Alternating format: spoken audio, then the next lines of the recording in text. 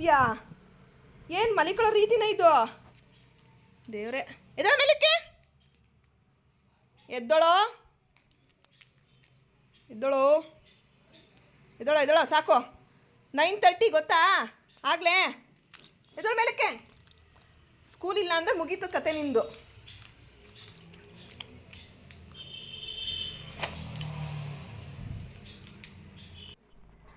Hi friends, welcome back to Chaitra all in one ಲಾಗ್ಗೆ ಎಲ್ರಿಗೂ ಸ್ವಾಗತ. ಯಾರೆಲ್ಲ ನನ್ನ ಚಾನಲ್ ನೋಡ್ತಿದ್ದೀರಾ ಪ್ಲೀಸ್ ಸಬ್ಸ್ಕ್ರೈಬ್ ಮಾಡ್ದಲ್ಲಿರೋ ಸಬ್ಸ್ಕ್ರೈಬ್ ಮಾಡ್ಕೊಳ್ಳಿ ಅಂತ ಹೇಳ್ತಾ, ಇವತ್ತಿನ ನನ್ನ ಸ್ಯಾಟರ್ಡೆ ಲಾಗ್ ಬಂದು ಮಗ ಸ್ಕೂಲಿಗೆ ಹೋಗಿರಲಿಲ್ಲ. ಸ್ಕೂಲಿಗೆ ರಜಾ ಇರೋದ್ರಿಂದ ಅವನು ತುಂಬ ಲೇಟಾಗಿತ್ತು ಇದ್ದಾಗ. ಹಾಗಾಗಿ ಅವನ್ನ ಸ್ವಲ್ಪ ಗದರಿಸ್ತಾ ಇದ್ದೆ, ಇಷ್ಟೊತ್ತಾದರೂ ಮಲ್ಕೊಂಡಿದ್ಯಾ ಅಂತೆಲ್ಲ ಹೇಳಿ. ಸೊ ನನಗೆ ಇವತ್ತು ಸ್ವಲ್ಪ ಶಾಪಲ್ಲೆಲ್ಲ ಕೆಲಸ ಇತ್ತು. ಸೊ ಶಾಪಲ್ಲಿ ಕೆಲಸ, ಮನೇಲೂ ಸ್ವಲ್ಪ ಕೆಲಸ, ಇವನು ಬೇರೆ ಎಕ್ಸಾಮ್ ಟೈಮು, ಸ್ವಲ್ಪ ಓದಿಸೋದು ಇದೆಲ್ಲ ಇತ್ತು. ಹಾಗಾಗಿ ಸ್ವಲ್ಪ ಲೇಟಾಗಿದ್ದೀರಾ, ಸುಮಾರು ಒಂದು 9:30 ಆಗ್ತಾಯಿತ್ತು ಆ ಟೈಮಿಗೆ ಎದ್ದಿದ್ದ. ಅದಕ್ಕೆ ಇಷ್ಟೊತ್ತಾಗ ಮಲ್ಕೊಂಡಿದ್ಯಾ ಅಂತ ಹೇಳಿ ಅವನ್ನ ಗದರಿಸ್ತಾ ಇದ್ದೆ. ಸೊ ನಂತರ ನಾನು ಕಿಚನಲ್ಲಿ ಇಂಡೋರ್ ಪ್ಲ್ಯಾಂಟ್ಸ್ ಇದೆ. ಸೊ ಆ ಒಂದು ಇಂಡೋರ್ ಪ್ಲ್ಯಾಂಟ್ಸ್ಗೆ ಪೇಂಟಿಂಗ್ ಮಾಡೋಣ ಅಂತ ಹೇಳಿ ಆ ಪೇಂಟಿಂಗ್ ಮಾಡ್ಕೊಳ್ಳೋದಕ್ಕೆ ಬಂದು ಕೂತ್ಕೊಂಡು ಪೇಂಟ್ ಮಾಡ್ತಾ ಇದ್ದೆ. ಸೊ ಆ್ಯಕ್ಚುಲಿ ಪೇಂಟ್ ಎಲ್ಲ ಇತ್ತು, ಆ ಒಂದನ್ನು ಪೇಂಟನ್ನು ಮಾಡೋಣ, ತುಂಬ ದಿವಸ ಆಗಿತ್ತು ಆ ಒಂದು ಪಾಟ್ಗೆ ಪೇಂಟ್ ಮಾಡಿ. ಫ್ರೆಂಡ್ಸ್, ಇದು ಒಂದು ಈ ಥರ ಪ್ಲ್ಯಾಂಟ್ ಇತ್ತು, ಎಷ್ಟು ಚೆನ್ನಾಗಿದೆ ಅಂತ ಹೇಳಿ. ಪ್ಲ್ಯಾಂಟ್ಗೆ ಸ್ವಲ್ಪ ಪಾಟ್ ಎಲ್ಲ ಇದಾಗ್ಬಿಟ್ಟಿತ್ತು, ಕಲರ್ ಶೇಡ್ ಆಗಿಬಿಟ್ಟಿತ್ತು ಅಂತ ಹೇಳಿ ಇದಕ್ಕೆ ಕಲರ್ ಪೇಂಟಿಂಗ್ ಮಾಡ್ತಾಯಿದ್ದೀನಿ. So acrylic painting. ಸೊ ಮಾರ್ನಿಂಗ್ಗೆ ಇದೊಂದು ಕೆಲಸ ಮಾಡೋಣ ಅಂತ ಮಾಡ್ತಾಯಿದ್ದೀನಿ. ಏನು ಪೇಂಟ್ ಮಾಡೋಣ ಅಂತ ಗೊತ್ತಿಲ್ಲ. ಆ್ಯಕ್ರಿಲಿಕ್ ಪೇಂಟಲ್ಲಿ ಜಸ್ಟ್ ಇರೋ ಕಲರ್ನ ಯೂಸ್ ಮಾಡ್ಕೊಂಡು ಏನೋ ಆದರೂ ಒಂದು ಕಲರ್ ಮಾಡೋಣ ಅಂತ ಏನು ಮಾಡ್ತಾಯಿದ್ದೀನಿ. ಇದರೊಳಗೆ ಇವನೊಬ್ಬ ಬಂದ, ನಾನು ಮಾಡ್ತೀನಿ ಅಂತ. ರೆಡ್ ಕಲರ್ ಹಾಕೋಣ, ನಮ್ಮದು ರೆಡ್ ಇದೆಯಲ್ವಾ ಕಿಚನ್, ರೆಡ್ ಕಿಚನ್ ಅಲ್ವಾ ಇರೋದು, ರೆಡ್ ಹಾಕೋಣ. ಆ್ಯಕ್ರಿಲಿಕ್ ಪೇಂಟ್ ಕೊಡಲಿ ನೀನು ಬ್ರಷಲ್ಲ ಮಾಡೋಕ್ಕೆ ಕೆಲ್ಸಿವಲ್ಲ. ಬೆಳಿಗ್ಗೆನೇ ಈ ಕೆಲಸ ಮಾಡ್ತಾಯಿದ್ದೀವಿ ನಾನು ನಮ್ಮ ತನುಷ್. ಅಲ್ಲ ತನುಷ್, ಸ್ಯಾಟರ್ಡೆ ಅಲ್ವಾ ಇವತ್ತು? ಏಯ್ ಇರೋ ನಿಮ್ಮ ಸೆಕೆಂಡ್ ಇರೋ, ಕಿಚನಲ್ಲಿ ಇಡೋಕ್ಕೆ ಅಂತ ಇದು ಮಾಡ್ತಾ ಇರೋದು. ಚೆನ್ನಾಗುತ್ತೆ, ಕಲರ್ ಹೊಟ್ಟೋಗ್ಬಿಟ್ಟೈತೆ, ಶೇಡ್ ಆಗ್ಬಿಟ್ಟೈತೆ, ಬಿಸಿಲು ಇಟ್ಟು ನೋಡೋಣ. ಒಳಗಡೆ ಇಡ್ತೀನಿ, ಹೆಂಗೈತೆ ನೋಡೋದು, ಚೆನ್ನಾಗೈತೆ. ಬಟ್ ಬಿಸಿಲಲ್ಲಿ ಇಟ್ಟು ಇದಾಗ್ಬಿಟ್ಟೈತೆ, ಶೇಡಿಂಗ್ ಆಗ್ಬಿಟ್ಟೈತೆ ಅಷ್ಟೇ. ಕಿಚನಲ್ಲಿ ಇಡಕ್ಕೆ ಚೆನ್ನಾಗಿದೆ. ಇಂಡೋರ್ ಪ್ಲ್ಯಾಂಟ್ ಇದು. ನೀರು ಇನ್ನು ಎಷ್ಟೊಂದಿದೆ ಮಾಡೋದು.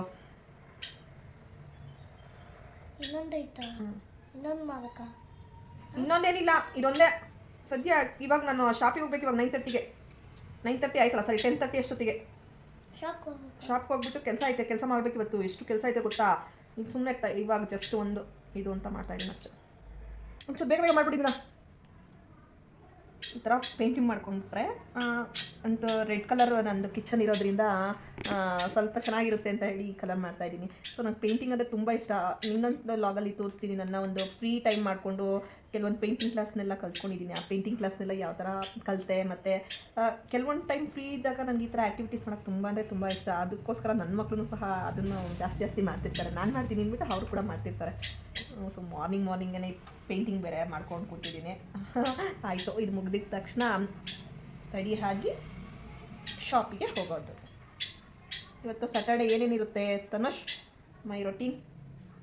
ದಿಶಾ ಸ್ಕೂಲಿಗೆ ಹೋದ್ಲು, ತನುಷಂಗೆ ರಜಾ. ನಾನು ಫ್ರೀ ಇದ್ದಾಗ ಈ ಥರ ಪಾಟ್ನ ರೆಡಿ ಮಾಡೋದು ಕೆಲಸ ಜಾಸ್ತಿ ಐತೆ ತನುಷ್. ಆ್ಯಕ್ರಿಲಿಕ್ ಪೇಂಟು ಎಲ್ಲ ಹಾಕಿ ನೀಟಾಗಿ ಡೆಕೋರೇಷನ್. ಇದು ಬ್ಯಾಂಬೂ ಥರ ಇದೆ, ಚೆನ್ನಾಗಿದೆ ಇದು ಪ್ಲ್ಯಾಂಟು. ಕಿಚನಲ್ಲಿ ಇಡೋಣ ಅಂತ ಹೇಳಿ ಇದಕ್ಕೆ ನೋಡಿ ಈ ಥರ ಪಾಟ್ನ ರೆಡಿ ಮಾಡಿದೆ. ಸೊ ಎಷ್ಟು ಚೆನ್ನಾಗಿ ಬಂದಿದೆ ಅಂತ ಹೇಳಿ. ಬೇಡ ಕೆಳಗಡೆ ಫ್ಲೋರಿಗೆಲ್ಲ ಬೇಡ, ಚೆನ್ನಾಗಿದೆಲ್ಲ. ಇದಕ್ಕೆ ನೀರು ಹಾಕೋಣ. ಸೊ ಸಾಕಲ್ಲ ಇಷ್ಟೇ, ಇದಕ್ಕೇನು ಡಿಸೈನ್ ಎಲ್ಲ ಬೇಡ. ಏನು ಡಿಸೈನ್ ಎಲ್ಲ ಬೇಡ, ಸಾಕು. ಅದು ಕಲರ್ ಚೇಂಜ್ ಆಗ್ಬಿಟ್ಟಿದೆ ನೋಡಿ, ಬಿಸಿಲು ಇಟ್ಟು. ರೆಡಿ ಆಯಿತು ರೆಡ್ ಕಲರ್ ಪಾಟ್. ನಾವೇ ರೆಡಿ ಮಾಡ್ಕೊಂಡ್ಬಿಡ್ಬೋದಲ್ವಾ ಈ ಥರ ಪಾಟ್ನ? ನೋ ನಮ್ಮದು ಕಿಚನ್ ಬಂದು ರೆಡ್ ಕಲರ್ ಇದೆಯಲ್ಲ, ಆದಷ್ಟು ರೆಡ್ ಕಲರ್ನೇ ನಾನು ಕಿಚನ್ಗೆ ಇದು ಮಾಡೋದು, ಚೆನ್ನಾಗಿರುತ್ತಲ್ಲ ಅಂತ. ಅಂದರೆ ನಮ್ಮದು ವುಡ್ ವರ್ಕ್ ಬಂದು ಕಿಚನ್ಗೆ ರೆಡ್ಡು. ಸೊ ಹಾಗಾಗಿ ಜಾಸ್ತಿ ಕಿಚನ್ಗೆ ರೆಡ್ದು ಕಲರ್ ಇರೋ ಅಂಥ ಒಂದು ಅಡುಗೆ ಮನೆಗೆ ಯಾವುದೇ ರೆಡ್ ಕಲರ್ ಬೇಕೋ ಆ ಥರದಲ್ಲೇ ನೋಡ್ತಾ ಇರ್ತೀನಿ. ರೆಡಿ ಆಯ್ತಿದ್ದು, ಸಾಕಾಗೈತಲ್ಲ. ಇದಕ್ಕೂ ರೆಡ್ ಕಲರ್ ಹಾಕೋಣ. ನೋಡಿ ಎಷ್ಟು ಲೀಫ್ ಬಂದಿದೆ ಅಲ್ವಾ, ಕಿಚನಲ್ಲಿ ಇಟ್ಟಿರೋದು ಇಂಡೋರ್ ಪ್ಲಾಂಟ್. ಫ್ರೆಂಡ್ಸ್ ಎಷ್ಟು ಚೆನ್ನಾಗಿ ಬಂದಿದೆ ಅಂತ ಹೇಳಿ. ನಾನು ಅಂದ್ಕೊಂಡಿರಲಿಲ್ಲ ಇಷ್ಟು ಚೆನ್ನಾಗಿ ಬರುತ್ತೆ ಅಂತ. ಔಟ್ಸೈಡು ಇಡೋದಕ್ಕೆ ಮತ್ತು ಒಳಗಡೆ ಇಡೋದಕ್ಕೆ ಇನ್ನೊಂದು ಸ್ನೇಕ್ ಪ್ಲ್ಯಾಂಟ್ ತರಬೇಕು, ಅದು ಕೂಡ ಚೆನ್ನಾಗಿರ್ತದೆ. ಸೊ ನನ್ನ ಹತ್ರ ಇತ್ತು, ಆ ಗಿಡ ಯೂಸ್ ಮಾಡ್ಕೊಳ್ಳಿಲ್ಲ, ಬಟ್ ಗಿಡ ಹೊಟ್ಟೋಯ್ತದು. ಇದು ನೆಕ್ಸ್ಟ್ ಏನೋ ಸಿಕ್ಕಿದ್ರೆ ಎಲ್ಲರೂ ಹೋಗ್ತಾ ಇದ್ದೀನಿ. ಸ್ನೇಕ್ ಪ್ಲ್ಯಾಂಟು ಸಿಂಗಲ್ ಪೀಸ್ ಸಿಕ್ಕಿದ್ರು ಸಾಕು, ಅದನ್ನು ನಾನು ಗ್ರೋತ್ ಮಾಡ್ಕೊಂಡ್ಬಿಡ್ತೀನಿ ಬೇಗ. ಅದಕ್ಕೆಲ್ಲ ಕೋಕೋಪಿಟ್ಟು ಸಾಯಿಲ್ಲು ಎಲ್ಲ ಹಾಕಿಬಿಟ್ರೆ ಬೇಗ ಬೇಗ ಗ್ರೋತ್ ಆಗಿಬಿಟ್ಟಿರ್ತದೆ ಅದು. ಸೊ ಅದಕ್ಕೆ ಜಾಸ್ತಿ ನೀರೆಲ್ಲ ಏನು ಬೇಕಾಗಲ್ಲ. ಇದು ಬೇಡ, ಬ್ರೌನ್ ಬೇಡ, ಗ್ರೀನ್ ಕಲರ್, ಗ್ರೀನ್ ಇದು ಈ ಗ್ರೀನ್. ಸೊ ನಾನು ಪೇಂಟಿಂಗ್ ಕ್ಲಾಸಲ್ಲೆಲ್ಲ ತೊಗೊಂಡು ಬಂದಿದ್ದು, ತುಂಬ ದಿವಸ ಇಟ್ಟರೆ ಇದು ಹಾಳಾಗೋಗುತ್ತೆ ಅಂತ ಹೇಳಿ ಇದಕ್ಕೆಲ್ಲ ಪೇಂಟ್ ಮಾಡ್ಕೊತಾ ಇದ್ದೀನಿ. ಗ್ರೀನ್ ಇದು ಲಾಸ್ಟ್ ಟೈಮ್ ಒಂದು ಸ್ವಲ್ಪ ಹೊಡೆದಿದ್ದೆ ಇದಕ್ಕೆ ಪೇಂಟು, ಸ್ವಲ್ಪ ಶೇಡ್ ಆಗೋಗಿದೆ. ಇದಕ್ಕೂ ಸಹ ಅಷ್ಟೇ ಡ್ರೈ ಆಗ್ತಾ ಇರುತ್ತೆ.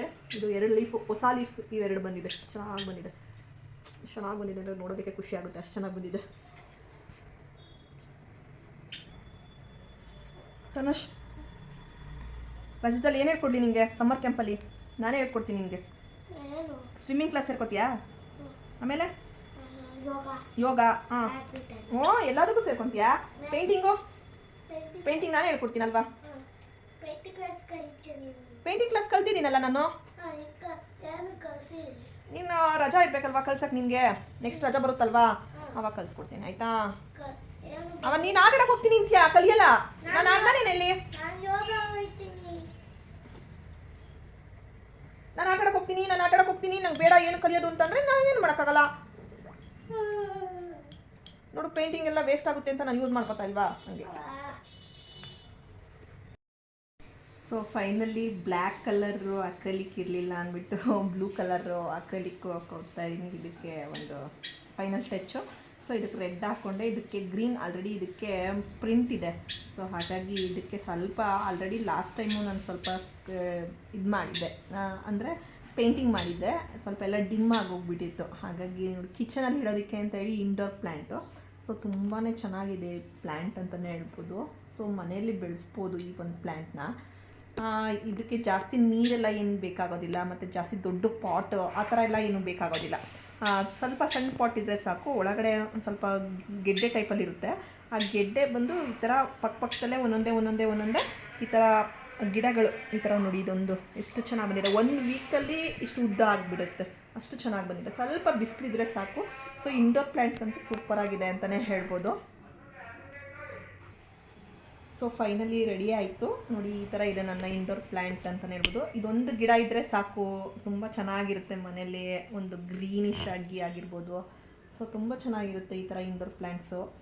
ಕೆಲವೊಂದು ಟೈಮು ಇದನ್ನು ಮೇಂಟೈನ್ ಮಾಡೋದೆಲ್ಲ ಕಷ್ಟ ಅನಿಸ್ಬಿಡುತ್ತೆ. ಬಟ್ ಅದಕ್ಕೆ ಜಾಸ್ತಿ ನೀರು ಎಲ್ಲ ಆ ಥರದ್ದೆಲ್ಲ ಏನು ಬೇಕಾಗಿರೋದಿಲ್ಲ. ಹಾಗಾಗಿ ನೋಡಿಕೊಂಡು ಅದಕ್ಕೆ ನೀರು ಹಾಕಿ ಅದನ್ನು ನೀಟಾಗಿ ಇಟ್ಕೊಂಡ್ರೆ ಅದು ಕೂಡ ಚೆನ್ನಾಗಿ ಬರುತ್ತೆ. ಇದಕ್ಕೆ ಎಷ್ಟು ಬಿಸಿಲು ಬೇಕು ಏನು ಎಲ್ಲ ಅನ್ನೋದು ಸಹ ನಿಮಗೆ ಗೊತ್ತಿರಬೇಕು. ಸೊ ನೋಡಿ, ಫೈನಲಿ ಈ ಇಂಡೋರ್ ಪ್ಲ್ಯಾಂಟ್ ಈ ಥರ ರೆಡಿ ಆಯಿತು. ಇದಕ್ಕೊಂದು ಈ ಥರ ದಾರ ಕಟ್ಬಿಟ್ಟು ಈ ಥರ ಇಟ್ಕೊಂಡಿದ್ದೀನಿ. ಸೊ ಸ್ವಲ್ಪ ಡ್ರೈ ಆಗಿದೆ. ಇದಕ್ಕೆ ನಾನು ವಾರಕ್ಕೆ 1 ಸಾರಿ ನಾನು ನೀರು ಹಾಕ್ಕೊಳ್ತೀನಿ. ಈ ಥರ ಒಂದು ಸೈಡಲ್ಲಿ ಅಥವಾ ಕಿಚನಲ್ಲಿ ನಾನು ಈ ಥರ ಹಾಲಲ್ಲಿ ಸೈಡ್ ಕಾರ್ನರಲ್ಲೆಲ್ಲ ಇಟ್ಕೊಂಡಿದ್ದೆ. ಬಟ್ ಕಿಚನ್ಗೆ ಚೆನ್ನಾಗಿ ಸೂಟ್ ಆಗ್ತದೆ ಅಂತ ಹೇಳಿಬಿಟ್ಟು ಕಿಚನ್ಗೆ ಇಟ್ಕೊಂಡಿದ್ದೀನಿ ಇದನ್ನು. ಸೊ ನನಗಂತೂ ಈ ಪ್ಲ್ಯಾಂಟ್ ತುಂಬ ಇಷ್ಟ, ತುಂಬ ಚೆನ್ನಾಗಿದೆ, ಒಂಥರ ಚೆನ್ನಾಗಿದೆ. ಇಂಥ ಸ್ವಲ್ಪ ದಪ್ಪ ಎಲೆ, ಏನು ಹೆಸರು ಅಂತ ನನಗಂತೂ ಗೊತ್ತಿಲ್ಲ, ನೋಡಬೇಕು ಗೂಗಲಲ್ಲಿ ಚೆಕ್ ಮಾಡಿ ಇದರ ಹೆಸರು ಏನು ಅಂತ ತಿಳ್ಕೊಳ್ಬೇಕು. ಸೊ ನಂತರ ನೋಡಿ, ಇದೊಂಥರ ಬ್ಯಾಂಬೂ ಥರ ಇದೆ. ಸೊ ಇದು ಅಷ್ಟೇ ತುಂಬ ಗಟ್ಟಿಗಿದೆ ಇದು ನೋಡಿ. ಇದಕ್ಕೆ ರೆಡ್ ಕಲರ್ ಮಾಡಿದೆ ಇದಕ್ಕೆ. ಸೊ ನೋಡಿ ಎಷ್ಟು ಚೆನ್ನಾಗಿ ಕಾಣಿಸ್ತಿದೆ ಅಂತ ಹೇಳಿ. ಇದಕ್ಕೆ ಬಂದು ಈ ಥರ ಇದಕ್ಕೆ ಆಲ್ರೆಡಿ ಒಂದು ಇದು ಕೊಟ್ಟಿದ್ದಾರೆ. ಸೊ ಗ್ರೇಪ್ಸು ಲೀಫು ಆ ಥರ ಕೊಟ್ಟಿದ್ದಾರೆ. ಇದಕ್ಕೆ ನಾನು ಸ್ವಲ್ಪ ಬ್ಲ್ಯಾಕ್ ಇರಲಿಲ್ಲ ಅಂತ ಹೇಳಿ ಬ್ಲೂ ಕಲರ್ ಮಾಡಿಕೊಂಡೆ, ಬಟ್ ಬ್ಲ್ಯಾಕ್ ಕಲರ್ ಥರನೇ ಕಾಣಿಸ್ತಿದೆ. ಸೊ ಅಕ್ರೆಲಿಕ್ ಪೇಂಟಲ್ಲಿ ಮಾಡಿಕೊಂಡೆ. ಸೊ ಫುಲ್ಲು ಡ್ರೈ ಆಗಿಬಿಟ್ಟಿದೆ, ತುಂಬ ಬೇಗನೆ ಡ್ರೈ ಆಗಿಬಿಡುತ್ತೆ. ಸೊ ನೋಡಿದ್ರಲ್ಲ ಎಷ್ಟು ಚೆನ್ನಾಗಿದೆ ನನ್ನ ಇಂಡೋರ್ ಪ್ಲ್ಯಾಂಟ್ಸ್ ಅಂತಲೇ ಹೇಳ್ಬೋದು. ಇಂಡೋರ್ ಪ್ಲ್ಯಾಂಟ್ಸು ಕೆಲವೊಂದು ತುಂಬ ಚೆನ್ನಾಗಿರುತ್ತೆ, ಆದರೆ ಮೇಂಟೈನ್ ಮಾಡೋದು ತುಂಬಾ ಇಂಪಾರ್ಟೆಂಟ್ ಆಗಿರುತ್ತೆ. ಸೊ ಫೈನಲಿ ನೋಡಿ, ಕೆಲವರೆಲ್ಲ ಅಂದ್ಕೊಳ್ತಾರೆ ಎಷ್ಟು ಚೆನ್ನಾಗಿ ಬಂದಿದೆ ಅಲ್ವಾ ಅಂತ ಎಲ್ಲ ಹೇಳ್ತಿರ್ತಾರೆ ಬಂದವರೆಲ್ಲ. ಅಂದರೆ ನಾನು ಮೇಂಟೈನ್ ಮಾಡೋದ್ರ ಮೇಲೆ ಡಿಪೆಂಡ್ ಇರುತ್ತೆ. ಮತ್ತು ಸೂರ್ಯನ ಕಿರಣಗಳು ಸ್ವಲ್ಪ ಅದಕ್ಕೆ ಚೆನ್ನಾಗಿ ಬೀಳ್ತಾ ಇರೋ ಜಾಗದಲ್ಲಿ ಇಡಬೇಕು, ಆ ಥರದ್ದೆಲ್ಲ ಇರುತ್ತೆ ಇಂಡೋರ್ ಪ್ಲ್ಯಾಂಟ್ಸ್ ಬೆಳೆಸ್ಬೇಕಾದ್ರೆ. ಇಲ್ಲ ಅಂತಂದರೆ ಹೊರಟೋಗ್ಬಿಡುತ್ತೆ, ಅಷ್ಟು ಮೇಂಟೈನ್ ಮಾಡೋದಕ್ಕೆ ಆಗೋದಿಲ್ಲ. ಸೊ ನೋಡಿದ್ರಲ್ಲ ಫೈನಲಿ ನನ್ನ ಇಂಡೋರ್ ಪ್ಲ್ಯಾಂಟ್ಸ್ ಯಾವ ಥರ ಇತ್ತು ಅಂತ ನನ್ನ ಕಮೆಂಟ್ಸಲ್ಲಿ ತಿಳಿಸಿ. ನಿಮಗೇನಾದರೂ ಹೊಸ್ದಾಗಿ ಮನೆ ಒಳಗೆ ಬೆಳೆಸೋದು ಯಾವ್ದಾದ್ರು ಇಂಡೋರ್ ಪ್ಲ್ಯಾಂಟ್ಸ್ ಗೊತ್ತಿದ್ರೆ ನನಗೆ ಕಮೆಂಟ್ಸ್ ಬಾಕ್ಸಲ್ಲಿ ಹಾಕಿ ಹೇಳಿ ನೋಡೋಣ. ನಾನು ಕೂಡ ಟ್ರೈ ಮಾಡ್ತೀನಿ. ತುಂಬ ಇದ್ದಾವೆ, ಬಟ್ ಮೇಂಟೈನ್ ಮಾಡೋದು ಸ್ವಲ್ಪ ಕಷ್ಟ ಅಂತಲೇ ಹೇಳ್ಬೋದು. ನಂತರ ಕೆಲಸ ಎಲ್ಲ ಮುಗಿಸ್ಬಿಟ್ಟು ಮಗನೂ ಸಹ ಕರ್ಕೊಂಡು ನಾನು ಶಾಪಿಗೆ ಬಂದೆ. ಸೊ ಶಾಪಲ್ಲಿ ಅಟ್ಲೀಸ್ಟ್ ಅವನಿಗೆ ಸ್ವಲ್ಪ ಹೇಳ್ಕೊಟ್ಬಿಟ್ಟು ನನ್ನದು ಕೆಲಸ ಮುಗಿಸೋದಿತ್ತು. ಸೊ ಹಬ್ಬದ ಸೀಸನಿಂದ ಸ್ವಲ್ಪ ಕೆಲಸ ಜಾಸ್ತಿನೇ ಇದೆ, ಬಟ್ ಏನು ಮಾಡೋದು, ಆದ್ರೂ ಲಿಮಿಟೆಡಾಗಿ ಇಸ್ಕೊಂಡಿದ್ದೀನಿ. ತುಂಬ ಜಾಸ್ತಿ ಎಲ್ಲ ಮಾಡಿಕೊಂಡ್ರೆ ಕಷ್ಟ ಆಗಿಬಿಡುತ್ತೆ. ಮತ್ತು ನನಗೂ ಮನೆಯಲ್ಲೆಲ್ಲ ಕೆಲಸ ಇರುತ್ತೆ, ಮನೆ ಕ್ಲೀನಿಂಗು, ಮತ್ತು ಮಗನಿಗೆ ಎಕ್ಸಾಮ್ ಟೈಮ್ ಇರೋದ್ರಿಂದ ಅವನಿಗೆ ಇನ್ನೂ ಹಬ್ಬ ಇನ್ನು 2 days ಇದೆ ಅನ್ನೋ ಟೈಮ್ಗೆ ಮುಗಿಯುವಂಥದ್ದು ಎಕ್ಸಾಮು. ಸೊ ಹಾಗಾಗಿ ಫುಲ್ಲು ರಿಸ್ಕ್. ಸ್ವಲ್ಪ ಅವನು ಇದ್ದಾಗ ಕೆಲಸ ಮಾಡ್ಕೊಳ್ಳೋದು, ಮತ್ತು ಅವ್ನ ಕಡೆ ಕಾನ್ಸಂಟ್ರೇಷನ್ ಮಾಡಲಿಲ್ಲ ಅಂದರೆ ಅವ್ನು ಬೇರೆ ಥರನೇ ಡೈವರ್ಟ್ ಆಗ್ತಿರ್ತಾನೆ. ಆಟ ಆಡೋದಕ್ಕೆ ಹೋಗೋದು, ಟಿ ವಿ ನೋಡ್ತೀನಿ ಅನ್ನೋದು, ಮೊಬೈಲ್ ನೋಡ್ತೀನಿ ಅನ್ನೋದು, ಈ ಥರ ಎಲ್ಲ ಮಾಡಿಬಿಡ್ತಾನೆ. ಸೊ ಹಾಗಾಗಿ ಸ್ವಲ್ಪ ಎಲ್ಲ ಹಸ್ಬೆಂಡು ಬರೆದಿಟ್ಬಿಟ್ಟು ಹೋಗಿದ್ರು, ಈ ಕ್ವಶನ್ ಪೇಪರ್ಸ್ನೆಲ್ಲ ಸಾಲ್ವ್ ಮಾಡಿಸು ಅಂತ ಎಲ್ಲ ಹೇಳಿ. ಸೊ ಹಾಗಾಗಿ ಅಂಗಡಿ ಕರ್ಕೊಂಡು ಬಂದಿದೆ. ಸೊ ನನ್ನ ಕೆಲಸ ನೋಡಿದ್ರೆ ಇಷ್ಟೊಂದು ರಾಶಿ ಇತ್ತು. ಆ ಕೆಲಸದ ಜೊತೆಗೆ ಇವನು ಸಹ ನಾನು ಓದಿಸ್ಕೊಂಡು ಇವನು ಕ್ವಶನ್ಸ್ ಎಲ್ಲ ಅವನು ಸರಿ ಕರೆಕ್ಟಾಗಿ ಮಾಡಿದಾನ ಇಲ್ವಾ ಅಂತೆಲ್ಲ ನೋಡಿಕೊಂಡು ಆಯಿತು ಹೇಳ್ಕೊಡ್ತೀನಿ ಆಯಿತಾ. ನೀನು ಬರೀ ಅಷ್ಟೇ, ನಾನು ಹೇಳ್ಕೊಡ್ತೀನಿ. ನನ್ನ ಜೊತೆ ಕೆಲಸನೂ ಮಾಡ್ಕೊಂಡು ನಿನಗೂ ಹೇಳ್ಕೊಡ್ಬೇಕು ಅಂದರೆ ನನಗೆ ಎಷ್ಟು ಕಷ್ಟ ಆಗುತ್ತೆ ಗೊತ್ತಾ ತನುಷ್. ನೋಡಿಲಿ, ರೋಡ್ ಅಂದರೆ ಏನು ರೋಡಲ್ಲೆಲ್ಲ ಏನಾಗುತ್ತೆ, ನಮಗೆ ಏನಾಗುತ್ತೆ? ಆಕ್ಸಿಡೆಂಟ್ಗೆ ನೀನು ಮಾರ್ಕ್ ಮಾಡಬೇಕು ತಾನೇ. ನೀನು ಕ್ಲಾಸ್ ರೂಮ್ ಮಾಡಿದ್ಯಾ, ತಪ್ಪಲ್ವಾ ಅದು? ಈ ತನುಷ್ ಓದೋದೇ ಇಲ್ಲ, ಸುಮ್ಮನೆ ಬರೆಯೋದಷ್ಟೇ. ಏನೋ ಒಂದು ಬರ್ಬಿಟ್ಟು ಮಾಡಿಬಿಡ್ತಾನೆ. ಓದಿ ರೀಡ್ ಮಾಡಿ ಬರಿಬೇಕು, ಬರೆಯಲ್ಲ. ಬೈಬೇಡ ಅಂತಂದರೆ ಕಿಚನ್ಗೇನು ನೋಡು, ನಾನು ಅಲ್ಲಿ ನನ್ನ ವಿಡಿಯೋ ನೋಡ್ಬೇಡ ನೀನು. ನಮ್ಮ ಕಿಚನ್ ಏನು ಮಾಡ್ತಾರೆ ಹೇಳು, ಏನು ನೋಡಲ್ಲಿ ಕಿಚನ್ಗೆ ಏನು ಕೊಟ್ಟಿದ್ದಾರೆ ಅಲ್ಲಿ? ಮ್ಯಾಚ್ ಬಾಕ್ಸ್, ಆಕ್ಸಿಡೆಂಟ್, ಇದೆಲ್ಲ. ನನ್ನ ಮಗನಿಗೆ ಒಂದು ಪ್ರಾಬ್ಲಮ್ ಏನು ಅಂದರೆ ಜಸ್ಟ್ ರೀಡ್ ಮಾಡೋದಿಲ್ಲ. ಸೊ ಟೋಟಲಿ ರೀಡ್ ಮಾಡಿದ್ರೆ ಅವನಿಗೆ ಗೊತ್ತಿರುತ್ತೆ ಆನ್ಸರು. ಸೊ ರೀಡ್ ಮಾಡಿಬಿಟ್ಟು ಬರಿ ಅಂತಂದರೆ ಅವನು ರೀಡ್ ಮಾಡೋದಿಲ್ಲ, ಡೈರೆಕ್ಟಾಗಿ ಹೋಗಿ ಆನ್ಸರನ್ನೇ ಮಾಡಿರ್ತಾನೆ. ಸೊ ಅದು ಆನ್ಸರು ತಪ್ಪು ಇರಲಿ ಸರಿ ಇರಲಿ ಅದು ಗೊತ್ತಿಲ್ಲ, ಒಟ್ಟಾರೆ ನಾನು ಮಾಡಿದ್ದೀನಿ ಅಂತ ಹೇಳ್ಬಿಟ್ಟು ಬಂದುಬಿಟ್ಟಿರ್ತಾನೆ. ಸೊ ಹಾಗಾಗಿ ಅವನಿಗೆ ಸ್ವಲ್ಪ ಬೇಸಿಕ್ ನೀಡ್ಸ್ ಎಲ್ಲ ಸ್ವಲ್ಪ ಕಡಿಮೆ ಇರೋದ್ರಿಂದ ಅದನ್ನು ನಾನು ಸ್ವಲ್ಪ ಸಮ್ಮರ್ ಟೈಮಲ್ಲೆಲ್ಲ ಇವನಿಗೆ ಸ್ವಲ್ಪ ಬೇಸಿಕ್ಕಿಂದನೇ ನೀಡ್ಸ್ನ ತೊಗೊಂಡು ಹೋಗಬೇಕು, ಇಲ್ಲಾಂದರೆ ಇಮಿಡಿಯೇಟ್ಲಿ ಮರ್ತ್ಬಿಡ್ತಾನೆ. ಸೊ ಇವನದು ಇನ್ನೊಂದು ಪ್ರಾಬ್ಲಮ್ ಬಂದು ಓದೋದ್ರಲ್ಲಿ ಸೊ ಬೇಗ ಮರ್ತ್ಬಿಡೋದು, ಇಮಿಡಿಯೇಟ್ಲಿ ಮರ್ತ್ಬಿಡ್ತಾನೆ. ಅದರ್ವೈಸ್ ಎಲ್ಲ ಚೆನ್ನಾಗಿ ನೆನಪ ಇರುತ್ತೆ. ಕೆಲವೊಂದು ಆ್ಯಕ್ಟಿವಿಟೀಸ್ ಆಗಿರ್ಬೋದು, ಬೇರೆದೆಲ್ಲ ಪೇಂಟ್ ಆಗಿ ಡ್ರಾಯಿಂಗ್ ಆಗಿರ್ಬೋದು ಅದೆಲ್ಲ ಮಾಡ್ತಾನೆ. ಅದೆಲ್ಲ ಮಾಡಿದ್ರೆ ಬಟ್ ಇದು ಓದೋದು ಮಾತ್ರ ಹೇಳಿರ್ತಾನೆ ಪಾಪ, ಅವನು ಎಫರ್ಟ್ ಹಾಕಿರ್ತಾನೆ, ಬಟ್ ಇಮಿಡಿಯೇಟ್ಲಿ ಮರ್ತ್ಬಿಡ್ತಾನೆ. ಸೊ ಅದಕ್ಕೆಲ್ಲ ನಾನು ಕೂಡ ಸರ್ಕಸ್ಸು ಎಲ್ಲ ಮಾಡ್ತಿದ್ದೀನಿ, ಏನೇನೋ ಮಾಡ್ತಾಯಿದ್ದೀನಿ. ಸೊ ನೋಡೋಣ, ಇನ್ನು ಚಿಕ್ಕವನಲ್ವಾ. ಸೊ ಸೆಕೆಂಡ್ ಸ್ಟ್ಯಾಂಡರ್ಡು ಯಾರು ಕೇಳಿದ್ರೆ ಸಾಕು, ಸೆಕೆಂಡ್ ಸ್ಟ್ಯಾಂಡರ್ಡ್ ಅಲ್ವಾ ಓದ್ತಾನೆ ಬಿಡಿ ಅಂತ ಹೇಳ್ತಾರೆ. ಸೊ ಗಿಫ್ಟ್ ಐಟಮ್ ಅಂತ ಅವ್ರಿಗೆ ಅಂಗಡಿಗೆ ಕೊಡು, ತಗೊಂತಾರ ನೋಡೋಣ. ಏನು ಚಾಕ್ಲೇಟ್ ಕೊಟ್ಟಾರೆ? ನನ್ನ ಕೆಲಸ ಎಲ್ಲ ಹಾಳು ಮಾಡ್ತೀನಿ ನೀನು. ಡೂಪ್ಲಿಕೇಟ್ ಕಾಸಿದು ತಗೋ. ಏನದು? ಒಂದು ಚಾಕ್ಲೇಟ್ ಕೊಟ್ಟಾರೆ. ಅದು ಏನು ಇದು ಎಂಥದ್ದು? ಇನ್ನು ವೇಸ್ಟ್ ಅಲ್ವಾ ತನುಷ್ ಇದು, ಈ ಥರದ್ದೆಲ್ಲ? ಗೋಲಿ, ಅದೇಂತ ಗೋಲಿ? ನೀನು ಆಟದಲ್ಲ ಗೋಲಿಲೆಲ್ಲ. ಇನ್ನೊಂದೇನೈತೆ ತೋರಿಸು, ಬೇಗ ತೋರಿಸು. ಕಣ್ಣು ಮುಚ್ಕೊಂಡು ನೀನು ತೋರಿಸು ಬೇಗ. ಮಾಡೋಕ್ಕೆ ಕೆಲಸ ಇಲ್ಲ. ಇದ್ರೊಳಗೆ ಏನಾರು ತಿಂದ?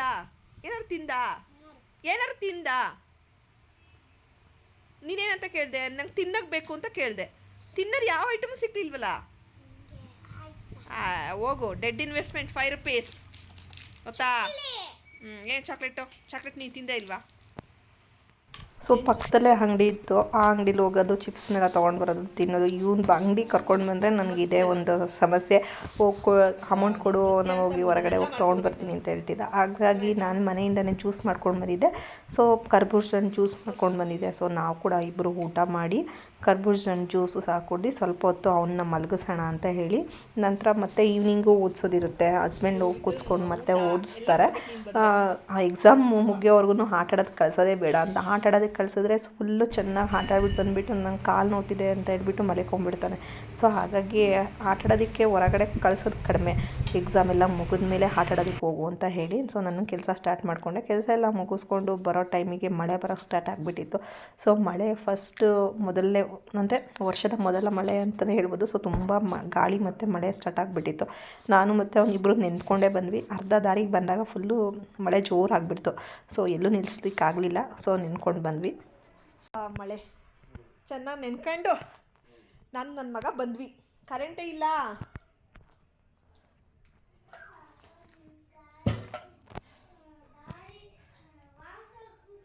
ಗಾಡಿ ವಾಶ್ ಆಗೋಯ್ತು ರೀ.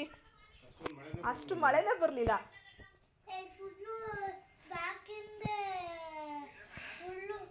ಸೊ ನಂತರ ಇಲ್ಲಿ ನಾನು ನಮ್ಮ ಡ್ಯಾಡಿಗೆ ಒಂದು ಡ್ರೆಸ್ಸು ಬುಕ್ ಮಾಡಿದ್ದೆ. ಆನ್ಲೈನಲ್ಲಿ ತರಿಸಿದ್ದು ಫಸ್ಟ್ ಟೈಮ್. ಇದು ಜೆಂಟ್ಸ್ ವೇರ್ಸ್ ಡ್ರೆಸ್ನ ಬುಕ್ ಮಾಡಿರ್ತಕ್ಕಂಥದ್ದು. ಸೊ ಪಂಚೆ ಮತ್ತು ಶರ್ಟು ಒಂದೇ ಪ್ಯಾಟ್ರನ್ ಇರೋ ಅಂಥದ್ದು. ಸೊ ಆನ್ಲೈನಲ್ಲಿ ಕೂಡ ಮಾಡಿದ್ದು. ಸೊ ಕ್ವಾಲಿಟಿ ವೈಸ್ ಚೆನ್ನಾಗಿತ್ತು. ಸೊ ಇದನ್ನು ಸಹ ಕತ್ಲೆ ಆಗಿತ್ತು, ಆದ್ರೂ ಕೂಡ ಸಹ ಓಪನ್ ಮಾಡಿ ನೋಡ್ತಾ ಇದ್ದೆ. ಸೊ ತುಂಬ ಚೆನ್ನಾಗಿತ್ತು ಇದು ಒಂದು ಕ್ವಾಲಿಟಿ ವೈಸು. ಇದು ಬಂದು ಫಂಕ್ಷನ್ ಇದೆ. ಸೊ ಫಂಕ್ಷನ್ ಯಾವಾಗ ಅಂತ ಹೇಳ್ತೀನಿ ನನ್ನ ನೆಕ್ಸ್ಟ್ ವೀಡಿಯೋದಲ್ಲಿ. ಏನು ಫಂಕ್ಷನ್ ಅಂತಲೂ ಸಹ ಹೇಳ್ತೀನಿ. ಸೊ ಅದು ಇದು ಮಾಮೂಲಿ ಕಣ ಬಾಕ್ಸು ಲಾಸ್ಟ್ ಟೈಮ್ ತರಿಸಿದ್ನಲ್ಲ ಅದು. ಹೌದು. ಸುಮ್ಮನೆ ಗ್ಲಾಸ್ ಹೊಡೆದೋಗುತ್ತೆ. ನಂತರ ಮೀಶೋದಿಂದ ಒಂದು ಪಾರ್ಸಲ್ ತರಿಸಿದ್ದೆ. ಸೊ ಇದು ರೆಗ್ಯುಲರಾಗಿ ನಾನು ಯೂಸ್ ಮಾಡಿದ್ದನ್ನು ಆಲ್ರೆಡಿ ತೋರಿಸಿದ್ದೀನಿ. ಇದು ಒಂದು ಬಾಟಲ್, ಗ್ಲಾಸ್ ಬಾಟಲ್ ಇರ್ತಕ್ಕಂಥ ಒಂದು ಸ್ಟೋರೇಜ್ ಬಾಕ್ಸ್ದು. ಸೊ ಇದನ್ನು ನನಗೆ ಮತ್ತೆ ಇನ್ನೂ ಒಂದು 6 ಬಾಟಲ್ಸ್ ಬೇಕಿತ್ತು. ಹಾಗಾಗಿ ಇದನ್ನು ಆರ್ಡ್ರ್ ಮಾಡಿದ್ದೆ ಮೀಶೋದಲ್ಲಿ. ಸೊ ಆಫರ್ ಇದ್ದಾಗ ನೋಡ್ಕೊಂಡು ಆರ್ಡ್ರ್ ಮಾಡ್ಕೊಳ್ಬೇಕು. ಪ್ರತಿ ಸಾರಿ 700 ಆ ಪ್ರೈಸಲ್ಲಿರುತ್ತೆ. ಸೊ ನಾನು ನೋಡಿಕೊಂಡು ಒಂದು 550 ಆ ರೇಂಜಲ್ಲಿದ್ದಾಗ ನಾನು ಈ ಒಂದು ಆರ್ಡರ್ ಮಾಡ್ತೀನಿ. ಸೊ ತುಂಬ ಚೆನ್ನಾಗಿದೆ ಈ ಒಂದು ಪ್ರಾಡಕ್ಟು. ಸೊ ತುಂಬ ಜನ ಕೇಳಿದ್ರು ಫ್ರೆಂಡ್ಸ್ ಸರ್ಕಲಲ್ಲಿ. ಸೊ ನನಗೆ ನಾನು ಯೂಶ್ವಲಿ ಡಿಸ್ಕ್ರಿಪ್ಷನ್ ಬಾಕ್ಸಲ್ಲಿ ಹಾಕಿರ್ತೀನಿ ಈ ಒಂದು ಲಿಂಕನ್ನು. ಸೊ ನೀವು ಕೂಡ ಅಲ್ಲಿ ಬೈ ಮಾಡ್ಕೊಳ್ಬೋದು. ಸೊ ತುಂಬ ಚೆನ್ನಾಗಿದೆ ಈ ಒಂದು ಗ್ಲಾಸ್ ಜಾರ್ ಅಂತಲೇ ಹೇಳ್ಬೋದು. ನನಗಂತೂ ಗ್ಲಾಸ್ ಐಟಮ್ಸು ಅಂದರೆ ಸ್ವಲ್ಪ ಇಷ್ಟ. ಸೊ ನಾನು ಸ್ವಲ್ಪ ಇದನ್ನು ಈ ಗ್ಲಾಸ್ ಐಟಮ್ಸ್ನೆಲ್ಲ ಸ್ವಲ್ಪ ನಾಜೂಕಾಗಿ ಹ್ಯಾಂಡ್ಲ್ ಮಾಡಬೇಕು ಅಂತ ಹೇಳ್ತಾರೆ. ಹೌದು, ಸ್ವಲ್ಪ ಕೇರ್ಫುಲ್ಲಾಗಿ ಹ್ಯಾಂಡ್ಲ್ ಮಾಡಬೇಕು. ಸೊ ನನಗೆ ಯೂಶ್ವಲಿ ನನ್ನ ತುಂಬ ಗ್ಲಾಸ್ನ ಯೂಸ್ ಮಾಡ್ತೀನಿ. ಯಾವುದೇ ರೀತಿ ಹೊಡೆಯೋದಾಗಲಿ ಆ ಥರ ಎಲ್ಲ ಏನೂ ಆಗಿಲ್ಲ. ಸೊ ಪ್ರಾಡಕ್ಟ್ ವೈಸ್ ಮಾತ್ರ ತುಂಬ ಚೆನ್ನಾಗಿತ್ತು. ಸೊ ಲಾಸ್ಟ್ ಟೈಮ್ ತರಿಸಿದಾಗ ನಾನು ಇದರ ಲಿಂಕನ್ನು ನನ್ನ ಡಿಸ್ಕ್ರಿಪ್ಷನ್ ಬಾಕ್ಸಲ್ಲಿ ಹಾಕಿದ್ದೀನಿ. ಈಗಲೂ ಸಹ ನಾನು ಇದರ ಒಂದು ಲಿಂಕನ್ನು ಡಿಸ್ಕ್ರಿಪ್ಷನ್ ಬಾಕ್ಸಲ್ಲಿ ಹಾಕ್ತೀನಿ. ನಾನೆಲ್ಲ ತರಿಸೋ ಅಂಥದ್ದು ಮೀಶೋ, ಅಮೆಝಾನು ಮತ್ತು ಫ್ಲಿಪ್ಕಾರ್ಟಲ್ಲಿ. ಸೊ ನಾನು ಬೇರೆ ಯಾವುದೇ ರೀತಿ ಅದರ್ಸ್ ಶಾಪಿಂಗ್ದು ಇದೆಲ್ಲ ಮಾಡೋದಿಲ್ಲ. ಜಸ್ಟ್ ನಾನು ಮೀಶೋದಲ್ಲೇ ಜಾಸ್ತಿ ಶಾಪಿಂಗ್ ಮಾಡೋವಂಥದ್ದು. ಸೊ ಚೆನ್ನಾಗಿರುತ್ತೆ ಮೀಶೋದಲ್ಲಿ. ಕೆಲವರು ಅಂದ್ಕೊಳ್ತಾರೆ ಚೆನ್ನಾಗಿರೋದಿಲ್ಲ ಅಂತ. ಸೊ ನಾನು ತುಂಬ ತರಿಸಿದ್ದೀನಿ. ಸೊ ನಾನು ವೀಡಿಯೋದಲ್ಲೂ ಸಹ ತೋರಿಸ್ತಾ ಇರ್ತೀನಿ ಯಾವ ಥರ ಎಲ್ಲ ತರಿಸ್ಕೊಂಡಿದ್ದೀನಿ, ಯಾವ ಥರ ಇದೆ ಅಂತ. ಕೆಲವೊಂದು ರೇರು ಚೆನ್ನಾಗಿಲ್ಲ ಅಂತ ಅನ್ನೋದು. ಇವತ್ತಿನ ನೈಟ್ ಡಿನ್ನರ್ಗೆ ಅಂತ ಹೇಳಿ ಹಾಗಲಕಾಯಿ ಗೊಜ್ಜು ಮಾಡೋಣ ಅಂತ ಹೇಳಿ ಮಾಡ್ಕೊತಾ ಇದ್ದೀನಿ. ಸೊ ಇದು ಹಾಗಲಕಾಯಿ ನಾನು ಹಿಂದಿನ ದಿವಸನೇ ವೀಡಿಯೋ ಮಾಡಿ ಇಟ್ಕೊಂಡಿದ್ದೆ. ಈ ಥರ ಹಾಗಲಕಾಯಿನ ನಾನು ನೈಟೇ ಕಟ್ ಮಾಡಿ ನಂತರ ಅದನ್ನು ಸಿಪ್ಪೆ ಬೇಯಿಸ್ಕೊಳ್ಬೇಕು. ಯಾವುದೇ ರೀತಿ ಉಪ್ಪನ್ನ ಹಾಕಿ ಬೇಯಿಸ್ಕೊಳ್ಬಾರ್ದು.